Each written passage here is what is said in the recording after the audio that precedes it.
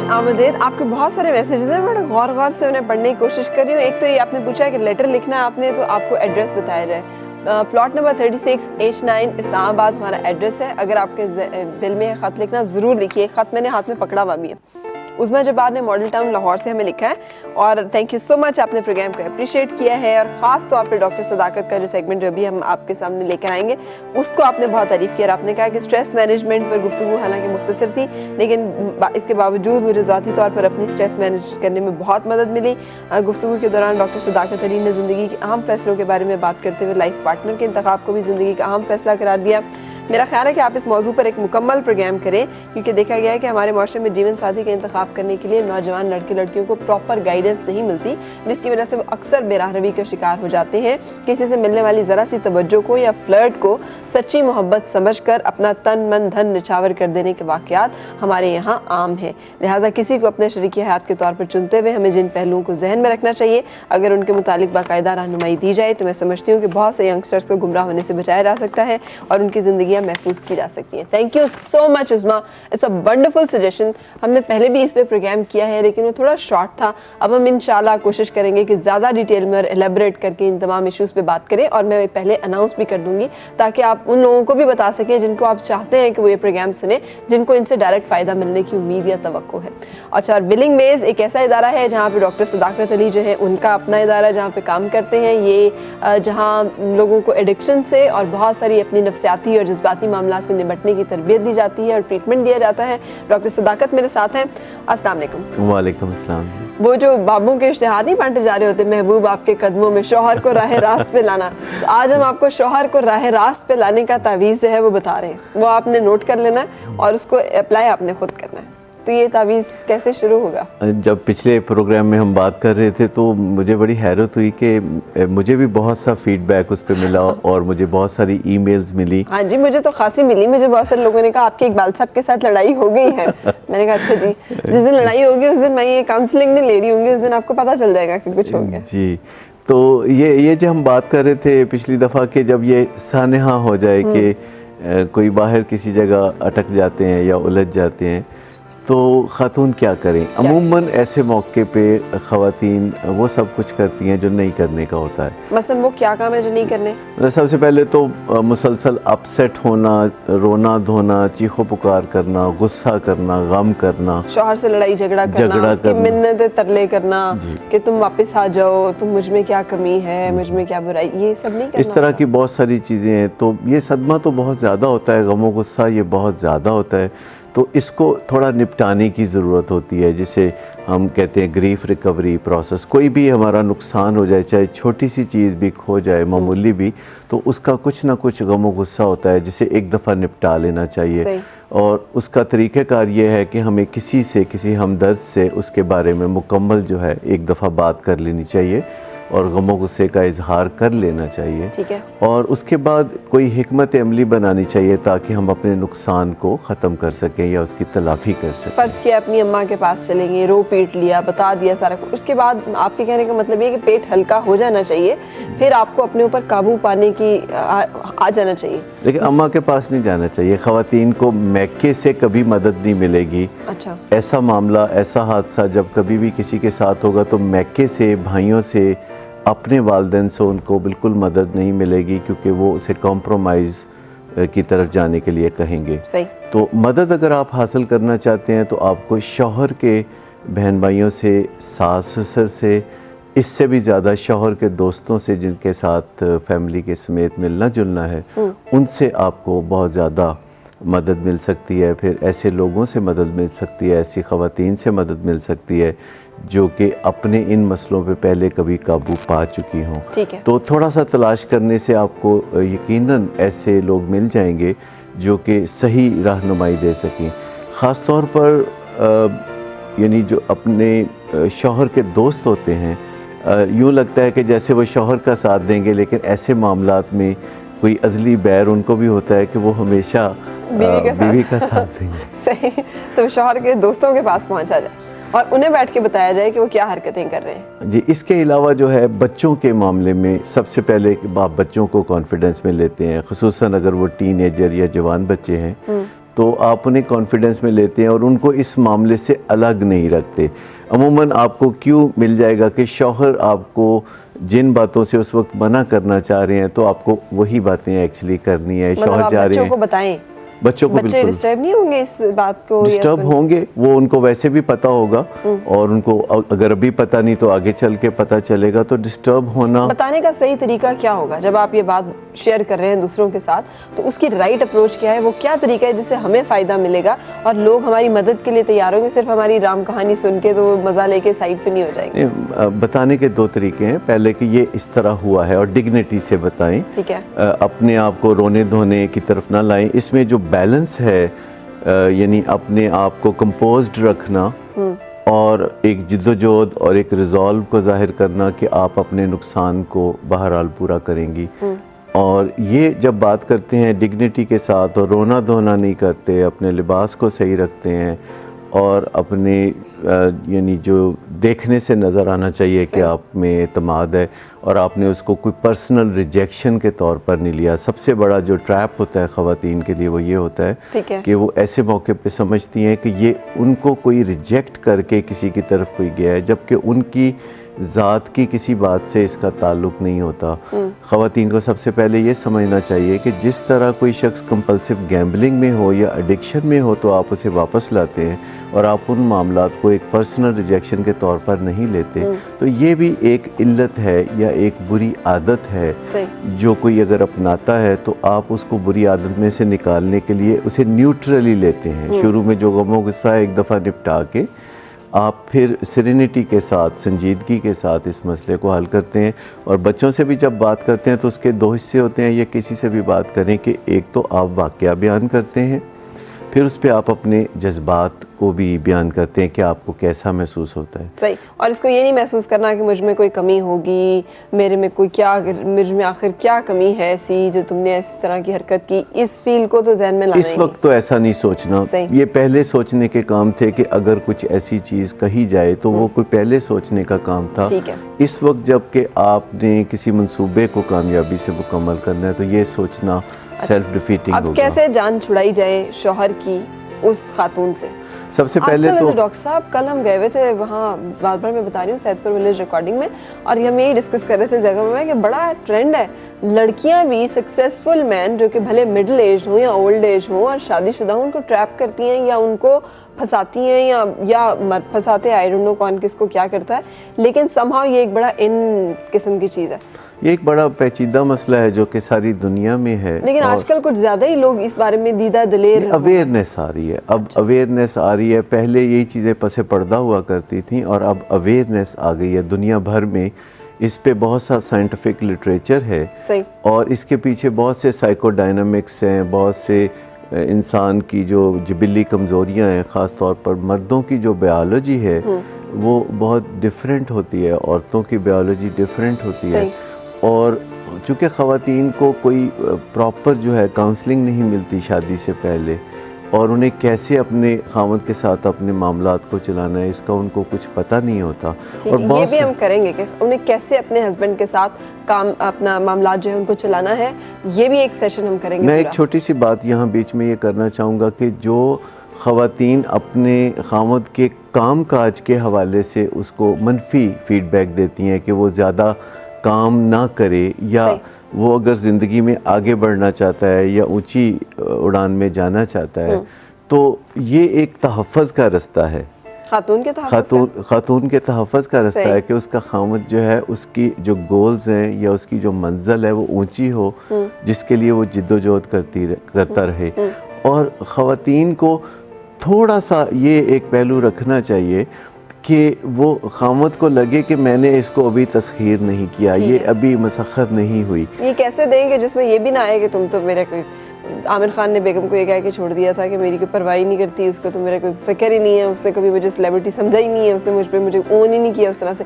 ये भी फिर एक एलिगेशन आ जाता है। ये बहुत कम असल में चीज़ है। मर्द की अपनी फितरत ये है कि जब तक उसे मौका ये मिले कि वो अपनी बीवी या लाइफ पार्टनर के पीछे चलने का मौका मिले, वो एक जिद्दोजहद, एक गोल उसके जहन में होता है कि ये मैंने हासिल करना है। वो जैसे ख़वातीन जो है शादी के बाद मर्दों को बदलने के लिए कुछ ना क्या कुछ। कह रहे हैं, मतलब कोई एक रवैया ऐसा बता देना जिससे समझ आ जाए हमें कि ये आप क्या कह रहे हैं। ज़्यादा रूड भी ना हो कि ये तो समझती नहीं है कुछ, ये तो हमें किसी खाते में ही नहीं लिखती है। नहीं देखिए, रूड होने का इससे कोई ताल्लुक नहीं है। असल बात यूँ है कि मर्द और औरत के रिलेशनशिप में मर्द का काम है पीछे आना। ठीक है। देखिए, किसी भी ऐसे रिश्ते में, शादी में, शुरू में ख़वातीन जो है मर्द को जो है वो बदलने के लिए कुछ ना कुछ कह रही होती हैं और फिर कुछ साल के बाद उसे कहती हैं कि तुम तो कितने बदल गए हो। और बदला उसने खुद होता है कि जो काम पहले मर्द कर रहा था, जब वो औरत वो काम करना शुरू कर देगी, पहले मर्द पीछे आ रहा था, जब औरत पीछे पीछे जाना शुरू कर देगी तो दोनों अपने रोल रिवर्सल में चले जाएंगे और आपको नज़र आएगा कि जो चीज़ें कबाख्तें पैदा करती हैं उनमें से सबसे बड़ी बात है कि इंसान के अंदर, यानी बाकी तमाम जानदारों की निस्बत इंसान में ये चीज़ देखी गई है कि उसमें जो मादा है यानी फीमेल है वो पीछे बहुत भागती है, जबकि किसी दूसरे जानदार में ऐसा नहीं होता। तो हमें दूसरे जानदारों से ही सबक सीखना चाहिए। बिल्कुल सही। नसरीन, अस्सलाम वालेकुम। हेलो, अस्सलाम वालेकुम। क्या हाल है आपका? ठीक, वालेकुम सलाम। फराबी, क्या हाल है? जबरदस्त। आप सुनाओ, क्या पूछना चाह रही हो? फराबी मैं पूछना भी चाहती हूँ और पहले तो बहुत इंतजार करवाते हैं, प्लीज इन्हें कहा करें इतनी इंतजार ना करवाया करें। बिल्कुल ठीक है, पूछना क्या है? हाँ, डॉक्टर साहब से ये पूछना था कि जो इतनी जिद्दी और मानती नहीं है, ना हस्बैंड की मानती है, ना सास ससुर की मानती हैं, तो फिर वो क्या अपनी मनवाना चाहती हैं, लेकिन उनका तबका इतना पीछे से कोई भारी भी नहीं होता। क्या नहीं भारी होता? पीछे से कोई इतना उनका स्टेटस भारी नहीं होता कि वो अपनी मनवाना चाहती हैं कि सास ससुर की नहीं मानती, हस्बैंड को कुछ नहीं जानती, क्यों उनकी मानती नहीं है, बदतमीजी करती हैं, बदचलन करती हैं, क्यों उनका कहना नहीं मानती। डॉक्टर साहब से कहना है कि उनके बारे में जरूर कुछ कहें, उनके बारे में बताएं। लफ्ज बहुत बड़े बड़े आपने बोले हैं, बदचलन करती हैं, ये तो बहुत बड़ा लफ्ज है अगर कोई ऐसे करता है तो। लाजमी, मैंने आपको मतलब पता है बदचलनी का? हाँ जी, वो बहुत बदतमीजी करती हैं। बदतमीजी मतलब नहीं है इसका, बदचलनी का मतलब कुछ और है। उसका मतलब ये है कोई एक्स्ट्रा मैरिटल रिलेशनशिप्स रखती हैं और ये ब्लैकमेल करती हैं। ब्लैकमेल करती हैं, बिल्कुल सही साथ रहे। तो ये क्लियर हो गया कि वो आज जो मैं हमारा आपको कह रही थी ना कि फौरन आता है खातून पे वो जरा से जो आप कह रहे हैं पीछे लगा के रखो, तो मियाँ भी पीछे चलने की कोशिश करे तो सास ससुर और माशरा ही ताने देना शुरू करते हैं, तो बीवी के पीछे लगा हुआ है। ये मसले का दूसरा हिस्सा है। मैं उन जगहों की बात कर रहा हूँ जहाँ ख़वातीन बहुत हद से ज़्यादा नाइस, हद से ज़्यादा टॉलरेंट होती हैं। सही। देखिए, हद से ज़्यादा नाइस, हद से ज़्यादा कोई चीज़ भी होगी तो वो बीमारी को ही जन्म देगी। तो हद से ज़्यादा नाइस होना, हद से ज़्यादा टॉलरेंट होना, ये रवैये हम इंसानों में जब जन्म लेते हैं और अमूमन 2-3 पुश्तों में चलते चलते स्ट्रॉन्ग होते हैं। तो जब भी हम हद से ज़्यादा नाइस और हद से ज़्यादा टॉलरेंट होंगे तो हमारे घर में किसी को, शौहर के अंदर या बीवी के अंदर एडिक्टिव बिहेवियर कोई ना कोई ज़रूर आएगा, कोई ऐसा हद से बड़ा हुआ रवैया आएगा जिससे कि पूरे घर की ज़िंदगी अजीरन हो सकती है। सही, ठीक है। तो जो हद से ज़्यादा टॉलरेंस है या हद से ज़्यादा नाइस होना है, ये दुरुस्त नहीं है, बल्कि हमेशा एक अकाउंटेबिलिटी का पहलू जो है ना वो बीच में रहना चाहिए कि घर के अफराद एक दूसरे के साथ एहतसाब कर सकें। ठीक है। और एहतसाब करते हुए वो ये चीज़ ज़रूर देखें कि अगर दूसरे में कोई नाराज़गी का एलिमेंट भी पैदा हो रहा है तो उसे बाद में दूर कर लें, एक आध दिन के बाद। नहीं है हमारे। मैं मर्दों की बात नहीं कर रहा, मैं किसी की भी बात कर रहा हूँ कि देखिए, आपको ख़ानदान अमूमन 3 तरह के मिलेंगे। एक ख़ानदान वो हैं जो हद से ज़्यादा नाइस और टॉलरेंट होते हैं, वो अपने घर में भले उनकी बहू है या भले कोई भी उनके घर में जो एडिक्टिव बिहेवियर है, चाहे वो नशे के हवाले से है या बदतमीज़ी के हवाले से है, रूड होने के हवाले से है या जुआ है या कुछ भी है, तो वो बर्दाश्त करते ही चले जाते हैं क्योंकि वो समझते हैं कि अपने घर के फ़र्द को कोई खुमियाजा नहीं भुगतना चाहिए। उनके नज़दीक ये होता है कि कोई कितनी भी गलती करे तो वो बर्दाश्त करके उसको कवर अप करते हैं। ठीक है। अच्छा, ऐसे घरों में जहाँ बहुत नाइस और टॉलरेंट बिहेवियर होते हैं तो वहाँ ये फिर एडिक्शन या मुख्तलिफ़ किस्म के एडिक्टिव बिहेवियर जो है आगे आते हैं। इसके ऑपोजिट वो फैमिलीज़ हैं जो बिल्कुल कुछ बर्दाश्त नहीं करते, और नो नॉनसेंस बिहेवियर उनका होता है कि कोई गलत चीज़ बर्दाश्त नहीं करेंगे। ठीक है। तो ऐसे घरों में भी ख़राबी होती है कि लोग एक दूसरे से दूर हो जाते हैं, लोग बिखर जाते हैं, एक दूसरे से मेल जोल नहीं रहता। तीसरी जो कामयाब फैमिलीज़ होती हैं वो ये होती हैं कि वो गलत रवैया तो बर्दाश्त नहीं करते और उसके बारे में खुल के बात करते हैं, और अगर किसी को बुरा लगे तो वो बादज़ां वो उसको ठीक कर तीसरा रवैया जो है वो अपने अंदर पैदा करना चाहिए। लेकिन वो कॉलर का सवाल अपनी जगह मौजूद है, हम उस पर बात करेंगे। एक ब्रेक लेने जा रहे हैं, उसके बाद मिलते हैं।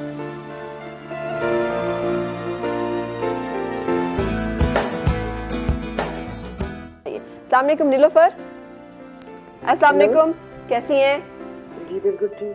जी जी ठीक, आप बिल्कुल नहीं लग रही हैं अपनी आवाज। डॉक्टर साहब भी कह रहे हैं कि औरतें बहुत तेज होती हैं ना। औरतें बहुत तेज होती, कौन कह रहा है? अभी आपने भी कहा और डॉक्टर साहब ने भी कहा कि औरतें तो बहुत ज्यादा सब्र करती हैं। सब्र करती हैं जैसे मैंने किया है। जैसे आपने किया है। जी 25 साल से मेरा हक मेहर जो है वो भी मेरे देवर और उसके बेटे का जा रहे हैं।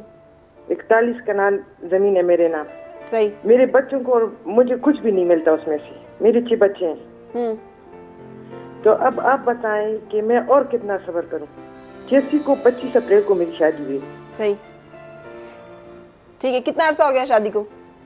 जी अभी ये 25 साल शुरू हो गया ना। माशाल्लाह, मेरे पास कोई यार क्या दूं आपको, क्या अपनी जान नजर करूं, अपनी वफा पेश करूं। वो कहते हैं कौम के मर्दे मुजाहिद, मैं को कौम की खातून मुजाहिद। मुझे मेरा हक मिलना चाहिए। बिल्कुल मिलना चाहिए, लेकिन हक उसको मिलता है जो हक को लेना जानता है। आप साथ रहे, हम बात कर रहे हैं इस पे डॉक्टर साहब। देखिए, ये सब्र की जो बात कर रहे हैं, सब्र का मतलब हमारी पूरी कौम को नहीं पता। सब्र का मतलब सिर्फ इंतज़ार होता है अपने गोल का। ये अरबी लफ्ज़ है। हम इसे उर्दू में जब सब्र का लफ्ज़ इस्तेमाल करते हैं तो उसका मतलब ये समझते हैं कि किसी चीज़ के बग़ैर ही मुतमिन हो जाना। जैसे किसी के घर में मर्ग हो तो हम जाके कहते हैं कि अच्छा सब्र करें क्योंकि जो इस दुनिया से चला गया है वो तो नहीं आएगा। तो ये गलत इस्तेमाल है इस लफ्ज़ का। ये असल में अरबी लफ्ज़ है जिसका मतलब होता है कि इंतज़ार करना। ठीक है। जैसे कहते हैं कि अल्लाह सब्र करने वालों के साथ है, यानी अल्लाह इंतज़ार करने वालों के साथ है। और खाली इंतज़ार नहीं, जिद्दोजहद भी करनी चाहिए। अब ये कहते हैं इनका कोई हक इनको मिलना चाहिए, यानी कोई थर्ड पार्टी खुद से आके इनको इनका हक दे दे। ये जो सोच है कि दूसरा खुद ही रियलाइज क्यों नहीं करता। 25 साल शादी को हो गए हैं और माशाल्लाह से 6 बच्चे हैं, तो बच्चे अब ग्रोन अप जरूर होंगे, 12-13 साल के जरूर होंगे। और मुझे अच्छी तरह से याद है जब मैं 8-9 साल की होगी थी तो मैंने अपने घर के सारे डिसीजन में ऐसे करना शुरू कर दिया था। आई ऑब्जेक्ट, ये ऐसे नहीं होना, ये ऐसे होगा। मतलब मुझे याद है जिसके 6 बच्चे हो जवान, ये तो फौजी होते हैं। बिल्कुल ना, मुझे याद है अच्छी तरह ददियाल एक दफा हम गए तो मेरी फुप्पो ने मुझे पराठे पे ताज़ा मक्खन डाल के नहीं दिया।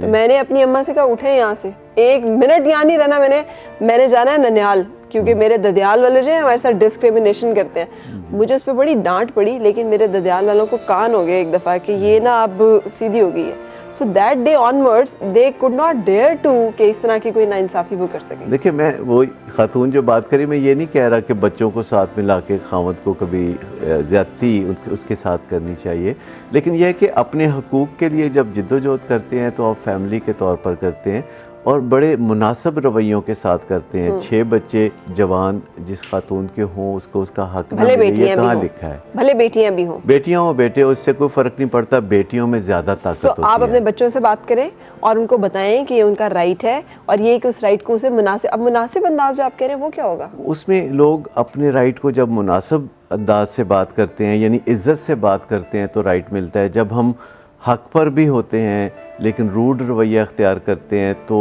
फिर हमें हमारा हक नहीं मिलता। बहुत लोग हक पर होते हैं लेकिन उनका बात करने का अब इनकी जो ज़मीन है, अब ये अपने बच्चों को लेके वहाँ जाना शुरू कर दें और पोलाइटली बात करें कि हमारी ज़मीन है, कितना आ रहा है इसमें से, इस साल कितनी इनकम हुई है, अच्छा ये इनकम आप ले रहे हैं, चलें आप ले लें, आप ही रखिए, इतने जो है वो मुझे इसमें से ज़रूर दे दीजिएगा, मुझे ज़रूरत है अपने घर के लिए, या इस बच्ची की शादी करनी है इसके लिए मुझे चाहिए। अब इनका पस मंज़र क्या है चूँकि उसका हमें पता नहीं, लेकिन जब भी ऐसे किसी हक के लिए हम बात करते हैं तो पहले ताल्लुक़ को कम से कम आबरूमंदाना और इज़्ज़त से बात करने का तरीका अपनाना चाहिए।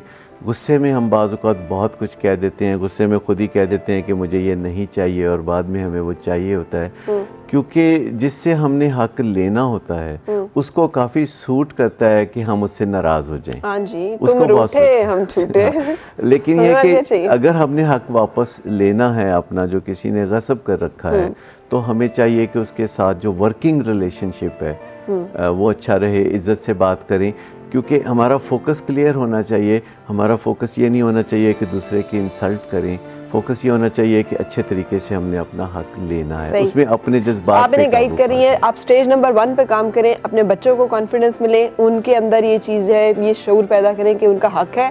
दूसरा स्टेज, आप अपने ताल्लुकात बेहतर बनाएं उन लोगों के साथ, खामखाई मीठी बनी रहा करें। ऐसे ये सख्त मुनाफिकत नहीं, खामखा मीठा बनने की ज़रूरत नहीं, लेकिन इंसल्ट ना करें, ठीक है। यानी जो तौहीन है, देखिए सबसे ज़्यादा जो चीज़ें ख़राब करती हैं घरेलू रिलेशनशिप को, यानी मर्दों और औरतों के दरमियान ख़ास तौर पर, वो उसमें एक जो लफ्ज़ है वो अगर आप ज़हन में याद रखें, इज्जत किसी की मजरूह करना। सबसे पहली बात यह है कि सर्द मेहरी, अच्छा ठीक है, सर्द मेहरी से बचने की कोशिश करें। ये जो सर्द जंग होती है ये गर्म जंग से भी ज़्यादा ख़तरनाक, बहुत ख़तरनाक है। दूसरी चीज़ है कि कोल्ड वॉर के नतीजे में रशिया टूट गया था। नुक्ताचीनी, कि ज़रा ताक में रहना कि मुझे मौका मिला तो मैं कोई नक्स निकालूंगा, कोई नुक्ताचीनी करूंगा। तीसरी चीज़ है कि तौहीन, ठीक है, किसी की इंसल्ट ना करें, इंसल्ट ना करें। घरेलू रिश्तों में ये जो इंसल्ट है या तौहीन है, बल्कि ज़्यादा उनसे मोहब्बत से पेश आना शुरू करें ताकि वो आपकी बात समझने के काबिल हो सके। मोहब्बत की बजाय इज्जत से, क्योंकि मोहब्बत के बारे में हम बहुत ज़्यादा बात करते हैं, लेकिन मोहब्बत से ज़्यादा अहमियत इज़्ज़त की है कि आप इज़्ज़त करते हैं कि नहीं। और चौथी चीज़ जो मैंने बताई वो है कि दिफा जो है वो जो अपना हम हर वक्त दिफा करने की कोशिश करते हैं और ज़रा सी बात में जस्टिफाई करने की कोशिश करते हैं, दूसरे को मुतमिन करने के लिए वजूहात ढूंढ के लाते हैं, हर वक्त एक वजह ढूंढते रहते हैं अपने में या दूसरे में किसी न किसी मामले की। बाज़ औक़ात करीबी रिश्तों में कोई जब नामुनासिब रवैया होता है तो उसके पीछे कोई वजह नहीं होता, उस वजह नहीं होती, बल्कि उसके अंदर कोई उस वक्त ऐसा टर्मोइल होता है या स्ट्रेस होती है या कोई अपना गम या परेशानी होती है जिसकी वजह से रवैया ख़राब होता है। तो हमें उसके पीछे कहानियाँ नहीं बनानी चाहिए कि ज़रूर होना हो तो कोई ऐसी बात है।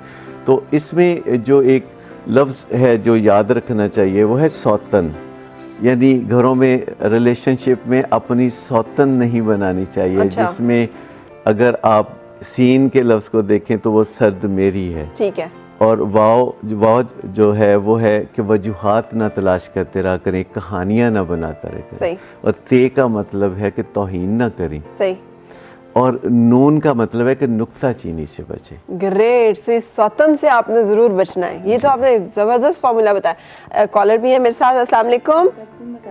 अस्सलाम वालेकुम। वालेकुम अस्सलाम। कैसी हैं? मैं बिल्कुल ठीक ठाक। कैसी हैं फराह? बिल्कुल ठीक, अल्लाह का शुक्र। जी, मैं ये बात करना चाहती हूँ, एक तो मैरिज पे तो इतनी कोई ख़ास मैंने बात नहीं करनी। मेरी तो अल्हम्दुलिल्लाह 20 साल हो चले, माशाल्लाह माशाल्लाह। 3 बेटियां हैं मेरी, माशाल्लाह, और बहुत अच्छी ज़िंदगी गुजर रही है अल्हम्दुलिल्लाह। अल्लाह ताला इससे भी अच्छी करे। आमीन, बस दुआ कीजिएगा। तो मैं ये कहना चाहती हूँ कि जो औरतें हैं ना वो वाकई थोड़ा सा सब्र करें ना तो काफ़ी कुछ हासिल हो जाता है। ठीक है, कैसे? मतलब ये है कि एवी नोक झोंक और ये कर रहे हो वो कर रहे हो, हाँ। ये कर करके देख के तो फिर जो है वो बंदा खराब ही होता है। आप खुल के बात करें ना, मतलब किस तरह से सब्र, क्या सब्र? अब एक खातून जो आई हैं उन्होंने कहा कि उनका पिछले 25 साल हो गए हैं शादी को, 41 कनाल जमीन है उनकी, उसमें से उन्हें और उनके 6 बच्चों, वो नहीं बदलते। हाँ? जो बदलना चाहे ना वो नहीं बदलते, और जो बदलना चाहे वो तो 1-2 साल में बदल जाते हैं। यार बड़ा मुश्किल है ये बर्दाश्त करना है कि आपका जो जायज़ हक है वो आपको नहीं मिल रहा, हाँ, आपके बच्चों को नहीं मिल रहा, वो मिजरेबल जिंदगी गुजारे और दूसरे लोग ऐश कर रहे हैं। बस ये तो अपनी अपनी आदतों की बात होती है ना। कुछ जो है वो शर्म कर जाते हैं, मर्द जो है कुछ नहीं करते। सही, तो जो ना करें उनको बस उनके ऊपर आप सब्र किए छोड़ दे, मेरा ख्याल है। अच्छा, छोड़ कौन सा वाला दें? बस कौन सा वाला छोड़ दें? मतलब उनको उनके हाल पे छोड़ दें या उन्हें छोड़ दें? कौन से वाला छोड़ दें? वो दूसरा भी छोड़ दें और ये भी छोड़ दें। ग्रेट, साथ रहें। Thank you so much.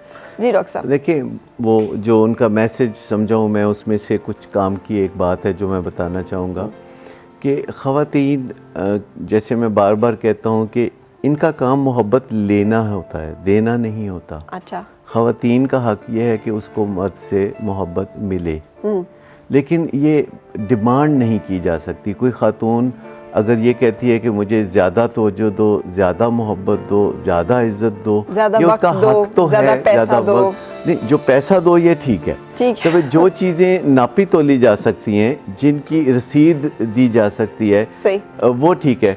अगर कोई औरत अपने आप पर इन्वेस्टमेंट कराती है, अपने खामद की ज़्यादा खर्च कराती है, तो ये बहुत अच्छी बात है। अच्छा? क्योंकि खामद जहाँ खर्च करता है, मर्द की ये साइकोलॉजी है कि वो खर्च करके ये साबित करता है, उसकी साइकोलॉजी ये होती है कि अगर वो किसी पे खर्च करता है, और ये इसकी बड़ी मजबूत अहमियत भी है। तो कफ़ायत शुआरी में मारी जाती है, नहीं नहीं नहीं, ये 5000 का जोड़ा आपके ऊपर इतना बोझ आएगा, मैं ये ले लेती हूँ, ये सस्ता है। बहुत बड़ी गलती है। अच्छा, बहुत बड़ी गलती है।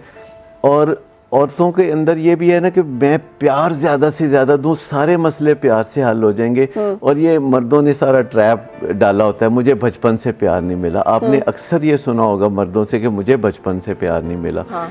मुझे ये बताइए कि ये सब मर्द ही क्यों कहते हैं कि उन्हें बचपन से प्यार नहीं मिला? कभी किसी लड़की को भी, कभी किसी लड़की को भी आपने कहते सुना है कि मुझे बचपन से प्यार नहीं मिला? हालांकि लड़कियों को नहीं मिलता, उनको खुशामदीद नहीं कहा जाता दुनिया में, लेकिन फिर भी आप नहीं देखते कि लड़कियां ये बात कहती रहे। मर्द जब भी कोई किसी खराबी का निशाना उसके अंदर कोई जब खराबी पैदा होती है और उसको ऊपर उंगली उठती है, तो वो कहता है एक्चुअली मुझे बचपन में प्यार नहीं मिला। तो ये जो है ना, ये ढकोसला, ये जो ट्रैप है, इसमें कभी भी नहीं फंसना चाहिए। औरत को हमेशा मोहब्बत देने की बजाय पहले मोहब्बत लेने के लिए अपने आप को तैयार करना चाहिए। और ख़ास तौर पर जिस रिलेशनशिप का आगाज़, देखें ये उन रिलेशनशिप्स की हम बात करें जहाँ लव मैरिज होती है, एक लड़का मिन्नत समाजत करके पीछे आता है, तवज्जो हासिल करता है, मनाता है, और उसके बाद जो ही उनकी शादी होती है वो आगे आगे और लड़की पीछे। आप समझते हैं औरत का कसूर है? जोनी यहाँ पर पूछ रहे हैं कि उन मर्दों का क्या करें जो रात तक दफ्तर में बैठे रहते हैं, दफ्तर को टाइम नहीं देते। गुलरेज मोजे साहब हैं, बड़ी अच्छी उनकी एडवर्टाइजिंग एजेंसी है, उन्होंने कहा जी मेरे दफ्तर के बाहर खड़ी होती हैं गाड़ियाँ, इसलिए कि ज़्यादातर लोग मैरिड हैं। ज़्यादातर जो मैरिड लोग हैं उनके लिए स्केप ये है, कोई काम करना जो है उसको अपना स्केप बनाते हैं, and they stays in office late nights तक। क्या करें बीवियाँ उनकी? देखिए, काम जो है, जैसे वर्क है जो, वो हमारे माशरे में उसको बहुत तारीफ़ की निगाह से देखा जाता है, और बाज़ औक़ात लोग इसको इस हद तक करने लगते हैं जिसे वर्कोहलिज़म कहते हैं। तो मैं आपको बताऊं कि वही रवैये जो अच्छे होते हैं, जब हद से ज़्यादा किए जाते हैं, तो वही रवैये खामोशी से बुरे रवैयों में बदल जाते हैं। मेरे सामने शो में अक्सर लोग बैठ के कहते हैं वी आर वर्कहॉलिक, तो मेरे जहन में आता है अच्छा यू आर एबनॉर्मल देन। ये कोई अच्छी बात नहीं है। आप नॉर्मल नहीं है, कम से कम आप अच्छे हो सकते हैं। देखिए, ये बीमार होने की अलामत है, और इसमें से निकलने की कोशिश करनी चाहिए। आप निकल सकते हैं या नहीं निकल सकते, ये कैसे शौहर को कैसे निकालें बीवियाँ? देखिए, ये तमाम जो मामलात होते हैं जिनको हम एडिक्टिव बिहेवियर्स कहते हैं, इसमें आप पिन पॉइंटेड सिर्फ उस मसले को अगर हल करने की कोशिश करेंगे जिसे हम कोर प्रॉब्लम कहते हैं, तो आप नहीं कर सकते। आपको सपोर्टिंग प्रोग्राम्स की भी मदद लेनी पड़ेगी। जब तक, देखिए, जब तक कुल नहीं बदलता, जुज़्व नहीं बदलता, आप ज़िंदगी के एक डिपार्टमेंट में सही और दूसरे डिपार्टमेंट में गलत काम नहीं कर सकते। क्योंकि अगर आप ऐसा करेंगे तो या तो आप गलत काम छोड़ देंगे या आप सही काम छोड़ देंगे। बिल्कुल।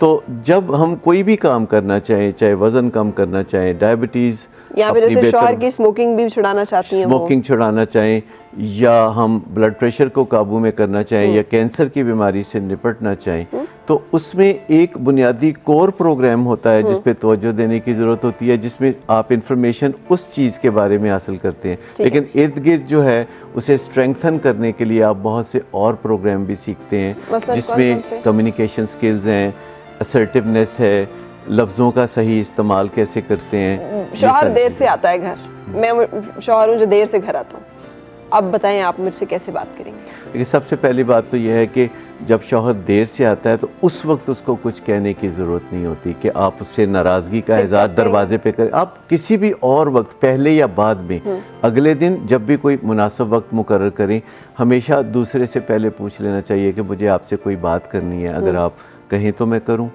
जब अब मेरे पास टाइम नहीं है, जब आप, मैं कोई काम हो तो मुझे फ़ोन पे मैसेज कर देना, आई एम वेरी बिजी, आज मेरी बड़ी इंपॉर्टेंट मीटिंग है, तो आप उस वक्त इसरार ना करें।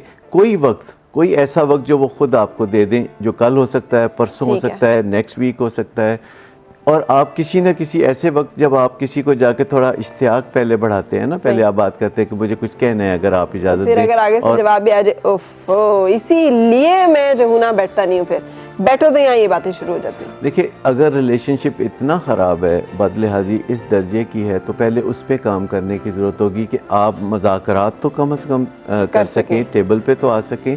लेकिन असल बात हम ये कर रहे थे कि जब मर्द घर में आता है रात को देर से, अगर उसको पहले ही बहुत ज़्यादा बॉडी लैंग्वेज, फेशियल एक्सप्रेशन और लबो लहजा ख़राब मिले, तो अगले दिन जब वो घर आने के बारे में सोचेगा तो उसको पिछले दिन का ये सीन घर में याद होगा और वो घर को थाना ही समझेगा।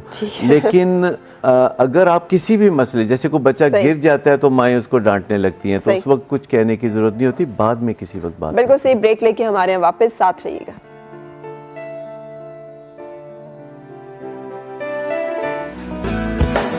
नेक्स्ट उसमें जिस पे हम बात करने जा रहे हैं, मैं आपको बता दूं, ये मैसेज है कि डॉक्टर सदाकत से पूछे वो कौन से बेवकूफ़ मर्द हैं जो बीवी पर पैसे लुटाते हैं। मर्द बहुत चालाक होते हैं। एंड आई वांट आप नेक्स्ट टाइम हमें इस पे टिप्स ले लें, ठीक है? Thank you so much, God bless you.